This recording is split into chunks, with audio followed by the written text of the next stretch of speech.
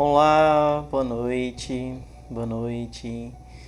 Sejam bem-vindos a mais uma live, a mais um encontro de todas as terças-feiras aqui no Instagram, onde nós estudamos a espiritualidade e a mediunidade. Sejam muito bem-vindos. Já vamos iniciar daqui a pouco, vamos só dar um tempinho para que todo mundo consiga entrar, para que todo mundo consiga estar aqui junto conosco. Fico muito feliz que vocês estejam aqui toda terça-feira, acompanhando esses estudos, acompanhando essas aulas. Para quem gosta, né, e para quem busca essa expansão de conhecimento, esse olhar também para a espiritualidade, para as questões de mediunidade, é muito importante, né, ter esse movimento, né, nesse instante de nova era que a gente está atravessando, né, nessa fase de transição que a gente está passando. Então, o quanto mais nós estivermos conectados com todos esses processos, melhor, né? E automaticamente também a gente vai se melhorando como ser humano, como espírito encarnante, como uma pessoa que está aí fazendo toda essa transformação na vida. E fico feliz que vocês me acompanham nessa jornada, fico feliz que vocês me acompanham nesse caminhar que faz com que eu me sinta, digamos assim, de uma certa forma, presenteado com a presença de vocês e automaticamente eu ter esse processo onde eu posso compartilhar um pouquinho de toda essa minha experiência dentro do caminho espiritual com cada um de vocês também, né? Então, fico feliz, fico muito feliz mesmo. Para quem está acompanhando a gente, está entrando agora, está acompanhando a gente agora, né? Nunca assistiu às nossas aulas, não tem problema. Todas as aulas sempre ficam gravadas, tá, pessoal? Sempre ficam gravadas aqui no IGTV, aqui no Instagram. Então, se você procurar ali nos vídeos do IGTV, você vai encontrar as aulas gravadas. E cada aula nós temos a base dos livros de André Luiz e nós estamos no livro Missionários da Luz. Então, se você quer acompanhar os nossos estudos, basta você adquirir o livro Missionários da Luz de André Luiz. Hoje nós vamos estudar o capítulo 13. Entramos no assunto de reencarnação na aula passada já, e hoje a gente vai continuar dentro desse assunto da reencarnação e entender como acontece todo esse processo, todo esse envolvimento, né, digamos assim, espiritual no processo do reencarne. Então, não se preocupe se você está assistindo essa aula pela primeira vez e automaticamente você pode assistir as outras aulas também ali pelo IGTV, porque todas as aulas estão disponíveis aí no IGTV para você. Tá bom? Sejam bem-vindos novamente, estou vendo que o pessoal está entrando aí, sejam bem-vindos, tá? Espero que estejam me vendo, me ouvindo bem. E como é de comum, né, a gente em toda terça-feira a gente faz uma pequena meditação, né, a gente faz uma pequena preparação para os nossos estudos, para o nosso processo de entrarmos dentro dessa egrégora de luz. Então, eu gostaria que nesse momento, se você estiver fazendo alguma coisa, você deixasse de lado, procurasse um lugar tranquilo aí da sua casa, para que a gente pudesse então fazer essa conexão, esse processo de ligação com essas egrégoras espirituais, esse processo de estarmos em sintonia também com os benfeitores espirituais para nos auxiliar nos estudos dessa noite. Então, procura um local silencioso aí na sua casa, vai se acomodando, vai se sentando nesse local, para que a gente possa então fazer e iniciar essa egrégora de luz e de amor, de paz e de tranquilidade na nossa noite do dia de hoje. Então, entra em sintonia com a música.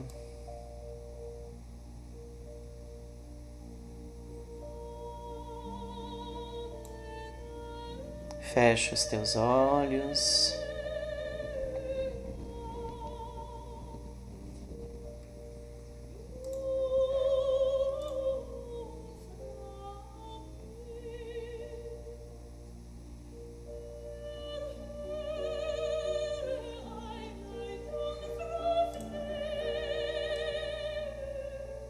E se conecta com esse momento, com essa egrégora, com esse instante.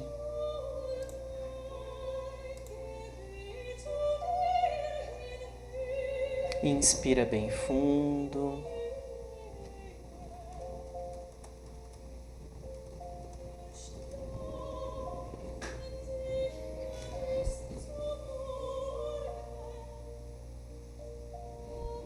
Esqueça os problemas.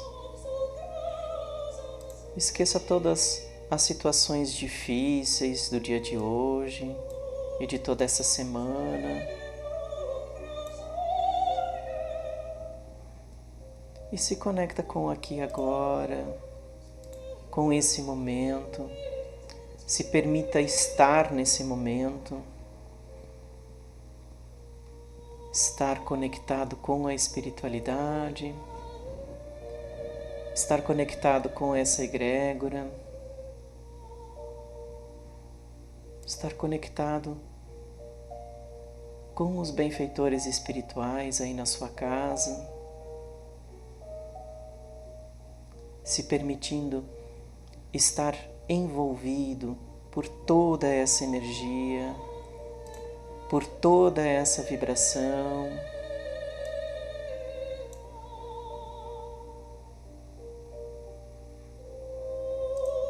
Permitindo que esses irmãos de luz possam estar junto de nós nesse momento, nessa vibração de paz, de amor, de tranquilidade.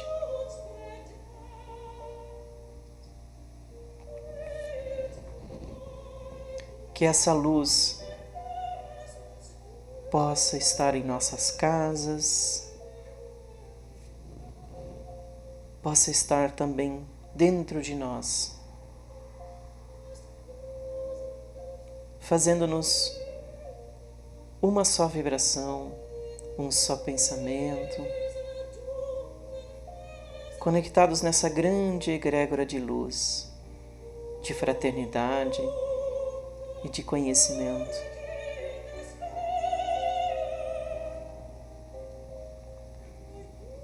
E assim, vibramos neste amor e nessa paz universal. E pedimos que os mentores e os benfeitores espirituais estejam junto de nós em nossa casa, trazendo-nos as suas boas vibrações.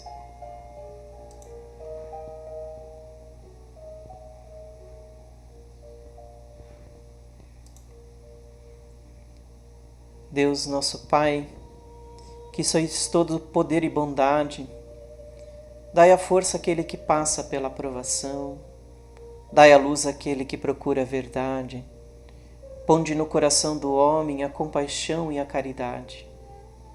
Deus, dai ao viajor a estrela guia, ao aflito a consolação, ao doente o repouso. Pai, dai ao culpado o arrependimento, ao espírito a verdade, à criança o guia e ao órfão o Pai. Senhor, que a vossa bondade se estenda sobre tudo que criastes. Piedade, Senhor, para aquele que não vos conhece, esperança para aquele que sofre. Que a vossa bondade permita aos Espíritos Consoladores derramarem por toda parte a paz, a esperança e a fé. Deus, um raio, uma faísca do vosso amor pode abrasar a terra. Deixai-nos beber das fontes dessa bondade fecunda e infinita e todas as lágrimas secarão, todas as dores se acalmarão, e um só coração, um só pensamento subirá até vós, como um grito de reconhecimento e de amor. Como Moisés sobre a montanha, nós vos esperamos com os braços abertos. Ó poder, ó bondade, ó beleza, ó perfeição. E queremos de alguma sorte merecer a vossa divina misericórdia. Deus, dai-nos a força para ajudar o progresso, a fim de subirmos até vós.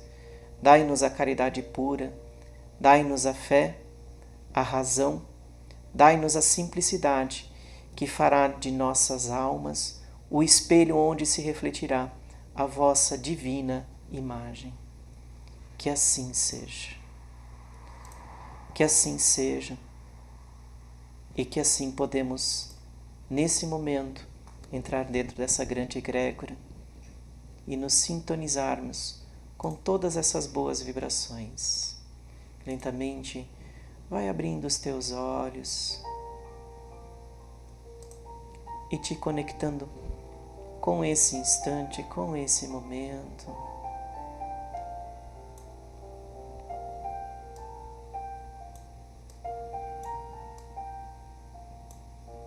Para assim a gente poder dar entrada e continuidade à nossa aula, aos nossos estudos. Hoje, então, entrando no capítulo 13 e ainda no tema de reencarnação. Estudarmos e entendermos um pouquinho mais todo esse processo reencarnatório na nossa vida, né? Que é tão complexo e cheio de, como é que eu posso dizer? O processo reencarnatório, eu acredito que seja um dos processos mais complexos dentro da espiritualidade, porque a gente não entende todas as formas e todos os processos que acontecem, né? O motivo de desencarnar, o motivo de reencarnar, o motivo de estar na mesma família, o motivo de estar numa família diferente, as nossas escolhas quanto às nossas questões que nós vamos viver aqui na Terra. Enfim, são tantas coisas, são tantas situações que nós precisamos entender e olhar, que eu acredito que esse processo reencarnatório é muito complicado, né? Muito complicado mesmo. Além de que na aula passada eu já tinha falado para vocês que, na verdade, a morte por o espírito é uma questão muito simples e muito... Não que seja simples, mas o retorno para casa é sempre mais bem visto pelos espíritos do que propriamente o reencarne. Então, o reencarne é sempre complicado para o espírito, né? Voltar para a carne é sempre complicado para o espírito, porque ele tem todas essas questões de cumprir as suas escolhas, cumprir a sua missão, perceber se, né? Porque a gente volta para cá, a gente não sabe se a gente vai conseguir cumprir a nossa tarefa. Então, automaticamente, para nós em espírito, é tão complicado e tão desafiador esse processo todo. Eu não sei quais são todas as minhas escolhas, eu também não sei quais são as tuas escolhas, né? A escolha de cada um de vocês. O que eu sei é que a gente tenta se melhorar a cada momento e se entender cada vez mais para que a gente não falhe no caminho. Então, às vezes a minha pergunta e a minha dúvida é quantas pessoas que não olham, né, com detalhes para esse processo de reforma interior, que não olham para um processo de construção espiritual, né, de evolução espiritual. Para aquelas pessoas que às vezes estão aqui, talvez pensando que estão passando férias. Bom, mas cada um também, a gente não está aqui para julgar e nem para criticar e muito menos para condenar, porque cada um é responsável pelos seus atos, pelas suas escolhas. Eu sei que eu estou tentando caminhar da melhor forma possível para conseguir fazer dessa encarnação uma melhor, e assim como eu sei que vocês também estão dentro desse processo. de a gente tentar se melhorar a cada dia e perceber os pontos que precisam ser melhorados, os pontos que precisam ser ajustados. Aprender com os nossos erros, né? E fazer com que os erros sejam momentos de vitória no amanhã. Quando olhamos para trás, a gente olha com o único intuito de perceber as nossas questões do passado e construirmos um futuro melhor. Né? A gente aprende com o passado, a gente aprende com as questões do passado. Então, quando você olha para trás, é só para entender o que aconteceu, compreender o que aconteceu e seguir adiante. Né? Vamos então entrar no capítulo de hoje, no capítulo 13, que hoje nós vamos então falar sobre reencarnação. E seguindo com a reencarnação de Segismundo, vamos agora então ao lar, né? Então o resumo do capítulo, né? Vamos ao lar da casa de Raquel e Adelino, onde começa a preparação da formação fetal do reencarne, com a presença de inúmeros espíritos construtores. Segismundo está extenuado, cansado, abatido, né? Abatido, nem conseguia manter-se de pé. Conversava com dificuldade, abatido em uma cama. Segismundo, pelos seus conhecimentos adquiridos na espiritualidade, poderá, através de pensamentos positivos e mentalizando a sua futura genitora e sua condição fetal, procurar formar um modelo adequado a ser de enorme ajuda na reencarnação. Existem, porém, espíritos que reencarnam inconscientes do ato que realizam. Esses são grande maioria, segundo Alexandre. São magnetizados pelos benfeitores espirituais, os quais lhe organizam novas tarefas e os conduzem adormecidos ao colo maternal da carne. O trabalho inicial que lhes compete na execução do feto, como vimos no caso de Segismundo, por ser inconsciente, é feito pela mente da mãe e dos amigos espirituais.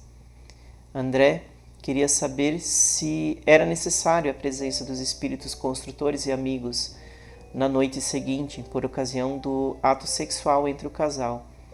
E Alexandre nos ensina: nos casais com bases retas, onde o amor impera, a proteção espiritual é total. O lar é inviolável. Os bons espíritos respeitam a privacidade dos casais. Já um lar onde ambos escolhem baixas sintonias espirituais, buscando-as nas zonas mais inferiores, tornam-se vítimas de grupos dos mais perversos das entidades mais baixas. Já no caso de uma esposa fiel e dedicada e de um marido desleal e aventureiro, no campo sexual, a esposa garantirá o ambiente doméstico, embora isso lhe custe abnegações e pesados sacrifícios. O marido, porém, será escravo das entidades perversas que lhe estiver sintonizado em todos os seus caminhos, fora do lar doméstico.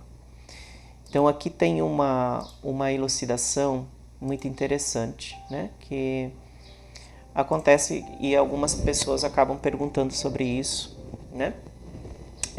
O que acontece no caso de, por exemplo, da relação sexual, né?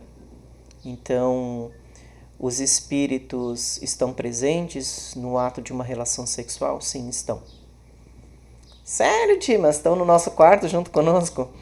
Estão, tá? Depende as vibrações, né, que você está nesse momento sintonizado, né? É isso que precisa ser levado em consideração. Por isso que a questão carnal, a questão do sexo em si, é uma questão muito delicada, é uma questão muito complicada. Então, tudo depende muito das circunstâncias que nós estamos envolvidos no ato sexual. Então, se eu tenho uma vida sexualmente desregrada, por exemplo, sou uma pessoa solteira e tenho relações sexuais com várias pessoas. Então, você imagina o tipo de entidades que podem estar, né, envolvidas aí com você no ato sexual. Vampiros, espíritos de baixa vibração e até espíritos obsessores que estão esperando esse momento para te obsediar, né? Entrar com uma brecha de obsediação em cima de você. Ou colocar implantes e chips e tantas outras questões. Então, o ato sexual é visto com bons olhos pela espiritualidade, sim, mas desde que haja uma questão divina, uma questão superior envolvida. Então, assim, por exemplo, casais que têm uma vida sexual desregrada, principalmente o marido, né? Ali no livro coloca-se a questão do marido. Então, quando o marido tem uma vida sexual desregrada, geralmente a mulher mantém a boa vibração dentro do lar, né? E consegue se manter. Agora, se os dois estão em baixa vibração, né? A esposa tem uma vida sexual desregrada e o marido também tem, então o envolvimento espiritual que está tendo ali naquele momento é de muita intensidade, muita baixa intensidade. Então, automaticamente, essas pessoas estão ali praticamente à mercê de entidades inferiores, né? Então, sendo obsediadas e sendo também sugadas, né? Digamos assim, dentro de um processo vampirístico, né? Os vampiros do sexo, que nós conhecemos como úcubos e súcubos, né? São entidades, é uma egrégora de entidades que se utilizam da energia sexual para sobreviver. E a gente sabe que o orgasmo, tanto masculino como feminino, tem uma potencialidade energética do outro lado muito grande, tá? Então a gente precisa ficar meio que atento a isso. Então, se você quer ter uma paz dentro das questões da sexualidade, todo envolvimento sexual tem que ser muito regrado, né? Tem que ser envolvido com muito amor, com muita sutileza, com muita grandiosidade de pensamento e de vibração, né? Então, automaticamente, quando se está muito dentro da baixa vibração, acontecem ataques espirituais nesse sentido, né? Por exemplo, casais que, por exemplo, vão ao motel. Gente, você que está casado e que tem essa questão de ir a motel e tudo mais, dica de ouro, tá, gente? Não vá mais, né? Não é para desmerecer os motéis da vida, né? Mas, enfim, a energia que está impregnada nos motéis, né, é muito intensa. Espiritualmente falando, né, é muito baixa. Então, automaticamente, quando você está num ambiente assim, você está propenso a tudo, né? Então, se a tua questão com a sexualidade ainda é algo que te atormenta, se você ainda anda muito dentro desse processo dos desregramentos sexuais, é uma questão que você precisa, com o tempo, trabalhar, né? Trabalhar isso para que isso não te importune mais, porque isso faz com que você entre nas baixas vibrações, né? Então é uma coisa sempre muito delicada, muito sutil de ser tratada, né? E aí vem a questão, por exemplo, das terapias que se usam as questões da sexualidade, como por exemplo o Tantra, né? Então o Tantra, ele tem uma visão e uma conotação muito espiritual, né? Uma questão muito hinduísta, né? Dentro da religião hindu. E ele é levado, né? Por isso que depende muito de terapeutas, depende muito do ambiente, né? Hoje a gente sabe que a questão do Tantra ela foi bastante deturpada, né? Hoje tem muitas pessoas que utilizam o título de terapeutas tântricos, mas acabam fazendo outro tipo de espécie de atendimento e automaticamente as pessoas que procuram um atendimento sério dentro da terapia, por exemplo, tântrica, já não conseguem mais achar, digamos, uma pessoa séria e conectada nesse processo, né? Mas tem, então, quando você procura alguém para trabalhar essa energia, né, da sexualidade e tudo mais, procure sempre pessoas muito bem qualificadas nesse processo, né? Pessoas que estejam dentro desse propósito. Eu sempre digo que trabalhar o Tantra é quando você tem as tuas questões de relacionamento afetivo com tua esposa, o teu marido, com o teu companheiro, tua companheira, muito bem resolvidas. Você está trabalhando outras questões, né, dentro do Tantra, né? Mas não a questão do relacionamento, né? Porque aí a questão do relacionamento se trabalha em outras terapias, né? A questão do Tantra se trabalham outras questões dentro da sexualidade, né? A frigidez, a falta de libido e tudo mais. Mas a pessoa que procura o Tantra, ela precisa estar afetivamente bem resolvida para não entrar dentro da terapia com outros pensamentos, né? Com outras intenções. Por isso que o terapeuta tântrico sempre faz uma boa conversa antes para entender o caso e para perceber tudo o que está acontecendo ao redor, né, dessa pessoa dentro do relacionamento que ela está. Então, desmistificando um pouco da questão do Tantra, né, já que a gente está falando sobre sexualidade e tudo mais. E no Tantra tem todo um processo, né, de se trabalhar toda essa questão orgástica, mas de um olhar hinduísta mais divino, né? E assim a gente percebe que toda essa questão sexual, ela sempre tem uma conotação muito, digamos assim, pesada às vezes para nós, né? Então, falar sobre sexo é um tabu. Não, não é um tabu, gente, né? Falar sobre sexo é hoje uma das questões mais normais que existem e a gente precisa estar aberto para falar sobre isso, sim, né? A gente precisa estar aberto para ter esses entendimentos e todos esses olhares, né? Então, a questão da sexualidade no ser humano é uma questão que precisa ser bastante, né, vista com bons olhos e também quanto ao como é feito, né? Então, mas voltamos ao Segismundo. Nesse momento ele repousava, aparentava muita aflição, olhar triste e vago. Há uma semana ele começou a desligar-se do plano espiritual e, como acontece aqui na Terra, Segismundo, durante sua permanência no plano espiritual, assimilou elementos novos através de alimentação e novos hábitos. E agora é necessário que se desfaça dos mesmos para poder retornar à carne.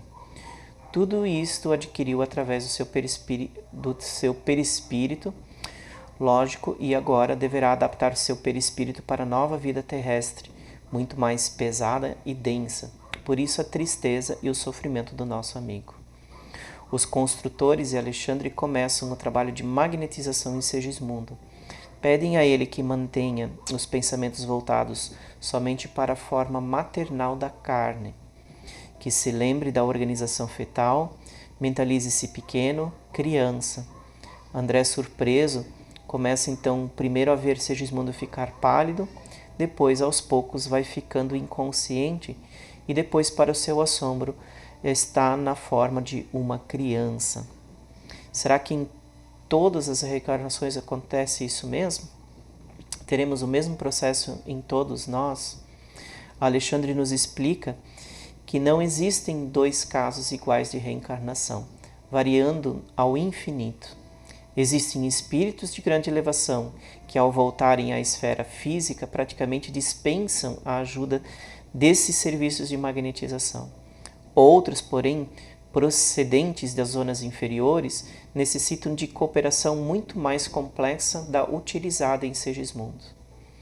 A reencarnação dele é uma das mais comuns e considerada por Alexandre como pertencente à enorme classe média dos espíritos que habitam a crosta, nem altamente bons, nem conscientemente maus.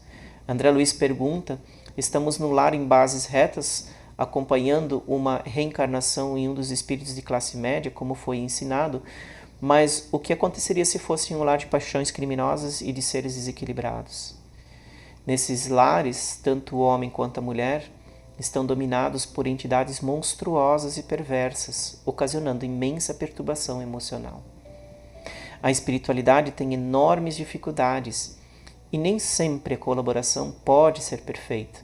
Nesses casos, muitos espíritos escolhem semelhante entrada, encontrando obstáculo tão cruel que provavelmente os fará sucumbir para o seu fortalecimento nas resistências contra o mal.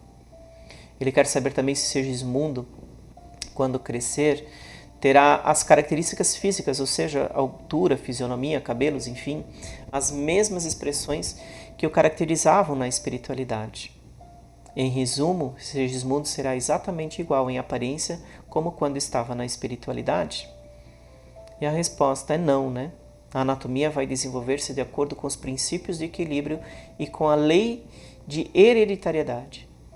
A forma física futura de Segismundo dependerá dos cromossomos paternos e maternos, acrescentando a influência dos moldes mentais de Raquel, a atuação do próprio Segismundo, mais o trabalho dos espíritos construtores. Os orientadores de Segismundo nas esferas mais altas têm o programa traçado para o bem do reencarnante. Então, aqui tem coisas bem interessantes para a gente comentar, né? Dentro desse resumo que eu fiz. Primeira parte, né?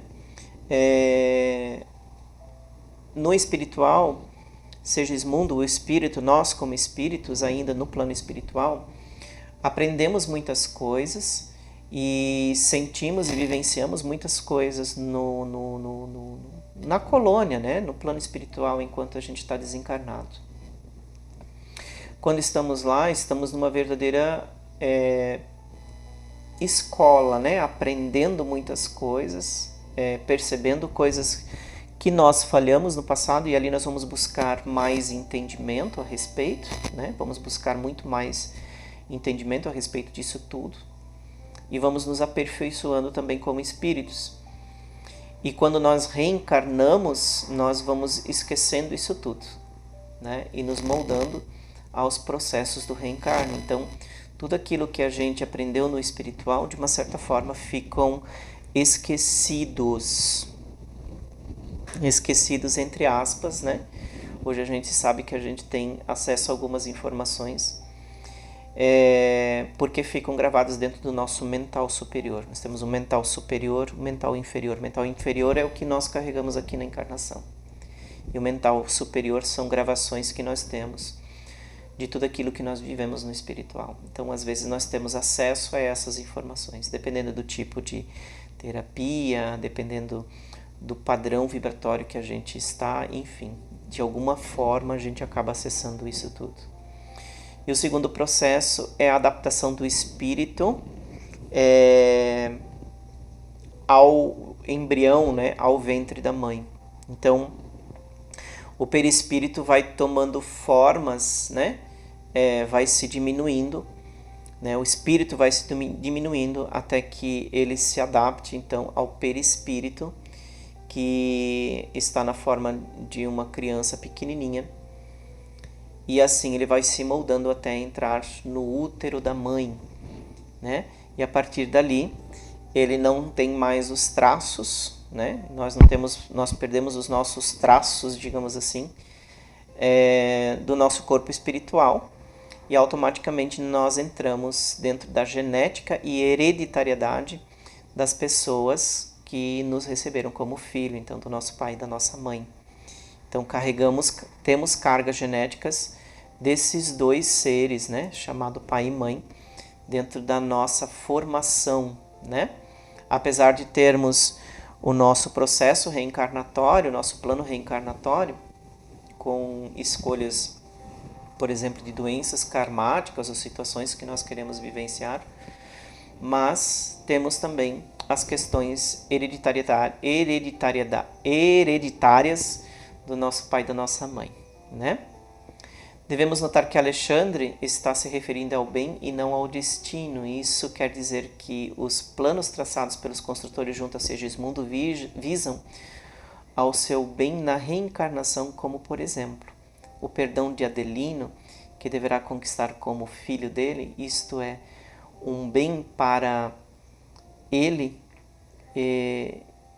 dependerá de como vai agir, né, quando adquirir o livre-arbítrio reencarnado. Então, todo esse processo que Segismundo está voltando, né, para junto ao processo reencarnatório e volta para dentro daquele processo de estar dentro de um lar onde você vai estar no convívio com seu inimigo, né? É um processo muito difícil e isso tudo vai depender de como a vida, né, vai se construindo, né? Depois teve algumas coisas que eu assinalei aqui também, mas não acho tão interessante. E tem algumas questões, algumas reflexões que eu queria tirar com vocês, né? Algumas coisas que eu achei interessante nesse capítulo que dizem assim... a reencarnação, como por exemplo, né, tem alguns tópicos que eu coloquei aqui para comentar com vocês. A reencarnação pode atender a vários tipos de necessidade, no caso de Segismundo, né? Qual delas a gente pode identificar nesse caso, né? Então, que tipos de necessidades nós temos hoje no processo reencarnatório? Então, necessidade do perdão, necessidade de autoajuste, necessidade de expiação, vários tipos de necessidades. Então, nós temos questões, às vezes, familiares para serem resolvidas numa encarnação. Às vezes, nós temos questões complexas conosco mesmo para serem resolvidas. Por isso que o processo reencarnatório ela é um leque de opções na nossa construção, né? Não dá para definir exatamente o que nós vamos ser ou o que nós vamos ter numa encarnação. Por exemplo, se eu matei uma pessoa na vida passada, então impreterivelmente nessa encarnação eu vou ter que morrer assassinado. Não, não é assim que funciona. Tudo vai depender muito de como é a nossa escolha, como é essa construção. Aonde nós vamos encarnar, de que forma nós vamos encarnar, qual é a família que nós vai receber, como vai ser o caminhar dessa família. Lembra que eu falei no nosso último encontro que nós temos toda uma construção, né? Onde são vistos os planos reencarnatórios do pai, são vistos os planos reencarnatórios da mãe, é visto toda a genética do pai, visto toda a genética da mãe, e automaticamente ali é feito todo um ajuste para que a gente consiga estar dentro desse processo, digamos assim, reencarnatório, né? Então, que nem a espiritualidade coloca ali no livro, esse é um tipo de reencarne mais comum que existe, né? Mas existem vários outros, existem os intercessórios, né? Como, por exemplo, quando um espírito ele precisa reencarnar sem estar necessariamente ter ido para as zonas superiores para aprender algo. Então ele reencarna, ele está dentro de numa zona intermediária e automaticamente começa o processo do reencarne dele, porque ele precisa voltar e cumprir algumas questões, ele precisa experimentar algumas coisas, né? Então, algumas vezes acontece esse tipo de situação também. E, Dimas, o que acontece com o nosso espírito? Então, como eu falei, ele vai se diminuindo, né? Ele vai se diminuindo, ele vai perdendo a memória, ele vai se transformando e ele vai tomando a forma, digamos assim, de uma criança, de um bebê, né? E se encontra, então, conectado com os laços maternos, né? Então, até ele tomar a forma de um bebê. Então, muitas vezes acontece de alguns videntes, né, verem ao lado de algumas mulheres uma criança. Então, é porque esse espírito está sendo preparado para o reencarne. Não é que ele já está conectado, ele está sendo preparado. Então ali é onde alguns videntes acabam vendo, digamos assim, uma criança que está sendo preparada para o reencarne junto de uma mulher e diz para a mulher: nossa, você vai engravidar ou você vai ter um filho, né? E depois de algum tempo essa pessoa acaba engravidando e tendo um filho realmente, ou às vezes não. E o que acontece quando não vem o filho? É porque de alguma certa forma houve uma rejeição por parte daquela pessoa, né, que estava para receber esse espírito, né? Então daquela mãe que estava para receber. Então houve algum processo de rejeição e aquela criança não veio. Então quando a criança começa a criar uma forma embrionária, é onde o espírito então já é conectado com a mãe dentro do ventre. E automaticamente ali a gente já conhece toda a história, né? Que o embrião dentro do ventre ele já começa a sentir tudo que a mãe está sentindo, todos os pensamentos, todas as vibrações e tudo mais. Então a gente sabe que a influência dos pensamentos, né? A mãe que está grávida, já desde o momento da concepção, a gente sabe que essa criança que está ali, mesmo em estágio embrionário ainda, ela está sentindo tudo o que está ao redor, tudo. Os movimentos do pai, os sentimentos do pai, principalmente os sentimentos da mãe, porque ela está profundamente conectado com os sentimentos da mãe também. Então, se a mãe sente rejeição para essa criança desde o começo, né? Por exemplo, ela soube que está grávida e ela veio com o pensamento: nossa, eu não quero essa criança, né? Eu não queria esse filho. Automaticamente aquela criança ela já sente esse sentimento de rejeição, porque é da mãe. E às vezes ela cresce com isso. Né? A mãe não aborta, né? Ela não tem a capacidade de proceder um aborto, graças a Deus. E essa criança cresce, essa criança nasce, essa criança cresce. E ela pode ter o sentimento de rejeição dentro dela. Eu já peguei muitas crianças, muitas pessoas adultas, por exemplo, dentro da constelação, com sentimento de rejeição, né? De aversão a pai e a mãe, mas porque estavam conectadas às questões ainda embrionárias, né? Quando essa criança ainda estava no ventre da mãe. Então, isso tudo é muito forte, é muito significativo para o nosso crescimento. Então, criam-se pequenas crenças, né? Então, o vidente vê, né? Eu acho que a Magali que me perguntou isso durante a semana, né? O espírito fica do lado da pessoa, fica no processo de ainda ajustes, né? Então, por isso que o vidente vê a criança do lado de uma mãe. E aí o vidente fala para a mãe: mãe, você quer engravidar? Você vai engravidar. Né? Porque o vidente espiritual, ele está vendo uma criança ali do lado que está sendo preparada para entrar num processo embrionário. E a partir do momento que está dentro do embrião, ele começa a ter todas as influenciações e todas as partes genéticas conectadas com o corpo da mãe e do pai, né? Principalmente da mãe, né? Por causa dessa questão, né? De a mãe carregar, de a mãe, né? Ter esse processo de gestação dos 9 meses. E o sexo, Dimas? Como que acontece com o sexo da criança? Eu sou vidente e vejo uma mulher que tem do lado uma menina e eu vou dizer para ela: você vai ter uma menina. Não, nem sempre. Tá? Nem sempre o espírito vem com o mesmo sexo, né? Então, seria assim, se nós viemos espíritos masculinos, a primeira vez que nós chegamos aqui na Terra, então todas as reencarnações nós vamos ser masculinos? Não. Nós já tivemos experiências em vários campos, né? Tanto masculinos como femininos, né? Porque a gente aprendeu, né, a lidar com todos esses processos, né, tanto masculinos como femininos. Então a gente precisou ter todo esse entendimento nesse campo. Então por isso que hoje a mulher entende os aspectos masculinos e o homem entende os aspectos femininos. E também se trabalha, de uma certa forma, a questão né? Do, do nosso lado masculino, do nosso lado feminino, né?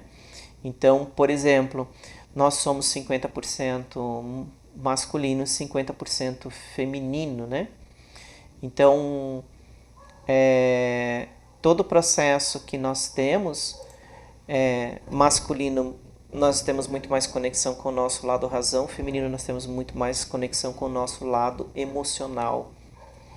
Então, nós crescemos com esse equilíbrio dentro de nós, e esse é um equilíbrio que nós precisamos sempre levar em consideração na nossa caminhada, né?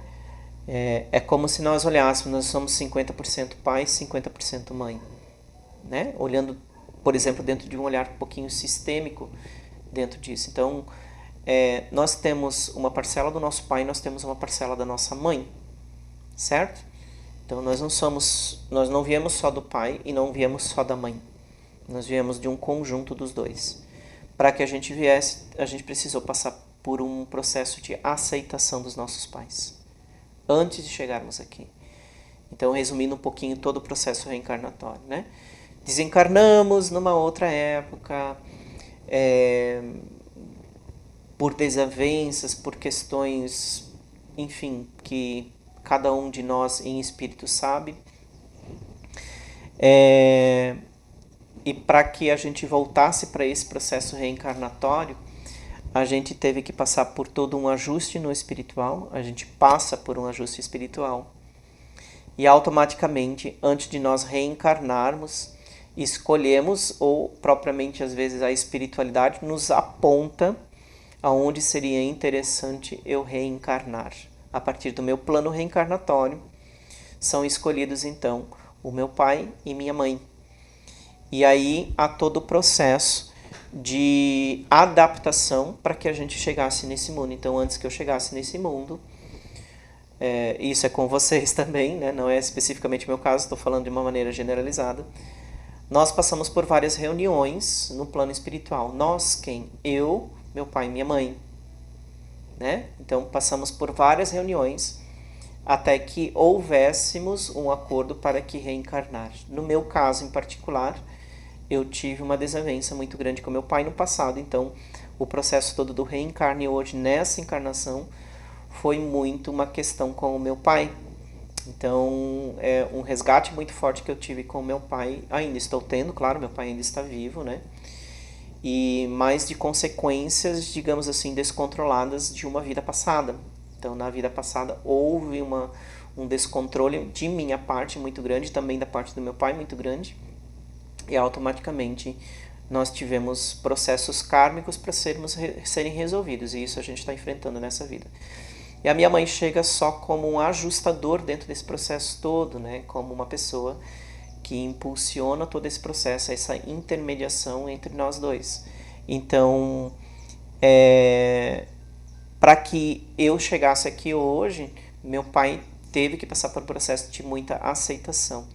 Tanto que eu fui um filho, digamos assim, meio que esporão, né? Digamos assim, eu não fui um filho totalmente planejado, né? Eu não fui planejado para estar aqui. Essa é uma história que minha mãe me conta. Então faz tudo muito sentido quando eu fiz o meu processo de regressão e eu tive essa mentalização quando eu comecei a trabalhar e tratar as questões do meu pai dentro de mim. E uma das questões que eu fiz, né, eu tinha muitas desavenças com meu pai internamente, e uma das terapias que eu fiz foi regressão, e onde foi me mostrado esse processo da vida passada, de uma vida passada que nós enfrentamos, e hoje nós estamos aqui reajustando isso como pai e filho. Então, esse é um caso que praticamente todos nós passamos, né? Todos nós vivenciamos isso, todos nós temos uma história muito parecida. Se o nosso resgate não é com o nosso pai e com a nossa mãe, o nosso resgate é com os nossos irmãos, né? Em primeiro grau, né? Pai, mãe, depois irmãos. Se não é com os irmãos, às vezes com os avós.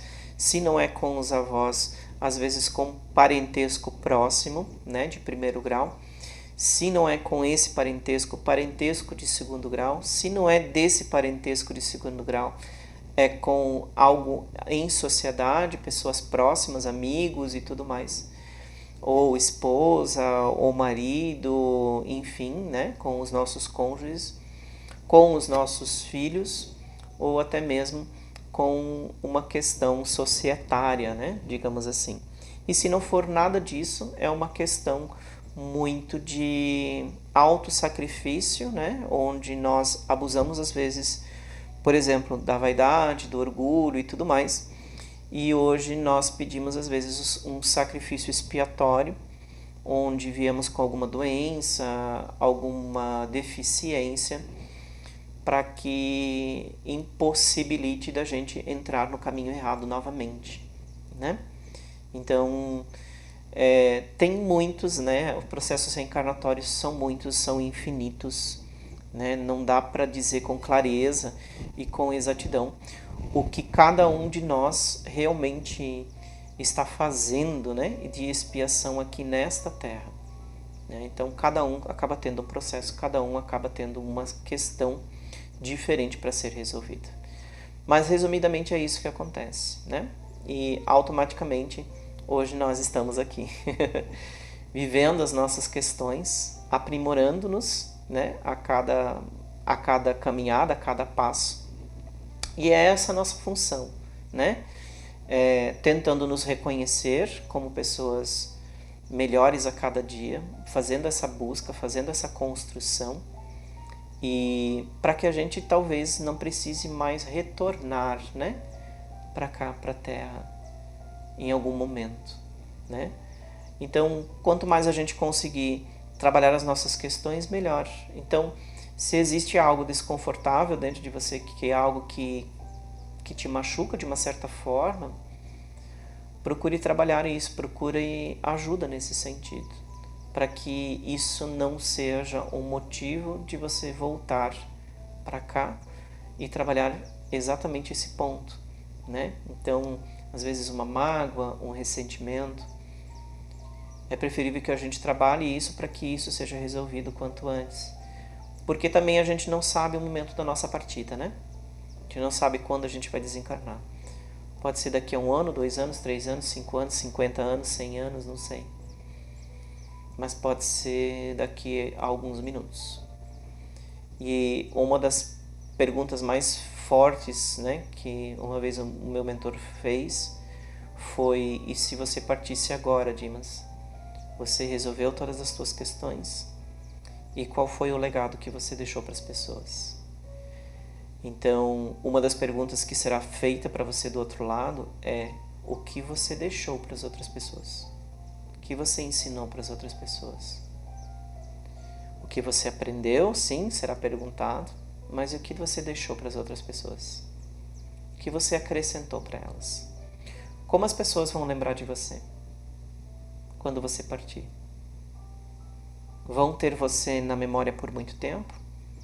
Ou simplesmente a hora que fechar o caixão já esqueceram de ti? Então são perguntas assim que ficam, né? E a gente precisa ter esse olhar. E o mais importante é que a gente tenha a oportunidade de fazer diferente, né? Hoje a gente tem a oportunidade de fazer diferente. Então, se a gente tem a oportunidade de mudar, por que a gente não muda? Por que a gente não faz essa transformação? Difícil, complicado? Claro que é. Quem que vai olhar para as suas dores e para as suas sombras sorrindo? Ninguém. Ninguém vai fazer isso. Mas é uma etapa a ser cumprida. Eu sempre digo, tipo, não espera você estar dentro do umbral, no lamaçal do umbral para resolver essas questões. Porque aí sim é mais difícil.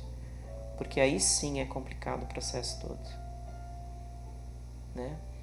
Então, o reencarne é um sofrimento para nós em espírito, porque a gente não sabe se a gente vai cumprir a nossa missão, cumprir com aquilo que foi estabelecido. E a gente tem como saber tudo aquilo que a gente escolheu?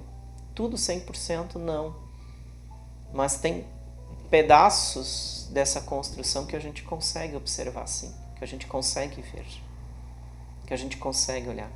São as pequenas pistas que a espiritualidade deixa no caminho para nos fortalecer. E aí vem aquele olhar de olhar para isso com seriedade, entender e trabalhar para que a gente consiga fazer todo esse processo, essa transformação. Ou simplesmente negar e nem olhar e fazer com que deixa para lá. Tem aquele que diz, deixa para a próxima encarnação, porque nessa eu não quero resolver isso. Pode ser que a tua próxima encarnação demore muito tempo para acontecer, porque talvez você fique muito tempo perdido dentro das zonas umbralinas. E aí? Né? Hipóteses, situações, e eu acho que a gente precisa sempre levar em consideração todas elas. Eu sei por mim que enquanto que eu puder, eu vou me trabalhando, vou buscando conhecimento, vou me entendendo melhor como ser humano, para que eu possa ser diferente amanhã. Não ser orgulhoso, não dar as costas para as pessoas. Esse é o erro que as pessoas fazem quando elas procuram o autoconhecimento, onde elas se acham tão autossuficientes que elas podem dar as costas para as outras pessoas. E justamente às vezes você veio com o compromisso de ajudar a outra pessoa, e aí você dá as costas para ela. Então automaticamente você está aprendendo, não está valendo de nada, né? Eu acho que buscar o autoconhecimento, buscar a evolução, buscar o crescimento, o entendimento espiritual, é a gente saber estender as mãos para as outras pessoas, é ensinar, né? Ensinar aquilo que eu já falei para vocês várias vezes, eu não me canso de falar, pelo olhar, pela palavra, pelo gesto, pelo carinho, pelo afeto. Dar o seu melhor. O que você faz de melhor hoje, que você pode ofertar para o outro? Não é entrar como voluntário, mas você pode fazer algo simples, pequeno para você, mas que às vezes é muito grande para o outro. É de uma valia muito grande para o outro. Ah, se você sabe trabalhar com contas, por que você não ensina algumas pessoas que estão precisando de uma ajuda dentro de uma, como é que eu vou dizer, um planejamento financeiro? Se você é bom em fazer planejamento financeiro, por que você não ajuda outras pessoas nesse processo? Você pode ajudar com aquilo que você é bom. Eu estou ajudando com o que eu consigo, que é dando aula, passando um pouco do meu conhecimento. É assim aonde eu consigo ajudar. É assim aonde eu me sinto fazendo essa parte. Entender? E cada um vai fazendo a sua construção, vai fazendo a sua história, para que um dia você esteja lá em cima e a espiritualidade olhe para o teu passado e possa dizer: que lindo trabalho que você fez. E não exigindo e não perguntando o que você fez ou deixou de fazer. Essa é a diferença. É deixar o legado. A gente passou por um processo na sexta-feira aí com aquela cantora, e isso nos fez refletir bastante, né? Que é a nossa vida, se não o sopro. Quando for o momento, a gente parte, sem mais nem menos, sem hora marcada. Até tem hora marcada, mas no espiritual, mas nós não temos conhecimento. Então a gente precisa viver com intensidade todos os dias, como se todo dia fosse o último. Principalmente nas nossas questões emocionais que precisam ser resolvidas. Não faça dessa reencarnação só mais uma. Faça dessa reencarnação a mudança do teu espírito, para que você possa vir numa próxima com muito mais missão do que propriamente expiação. com muito mais para acrescentar do que propriamente para consertar. Pense nisso, trabalhe isso, internalize toda essa questão da reencarnação na nossa vida. E vamos fazer diferente. Vamos fazer diferente. A partir de agora, vamos fazer diferente.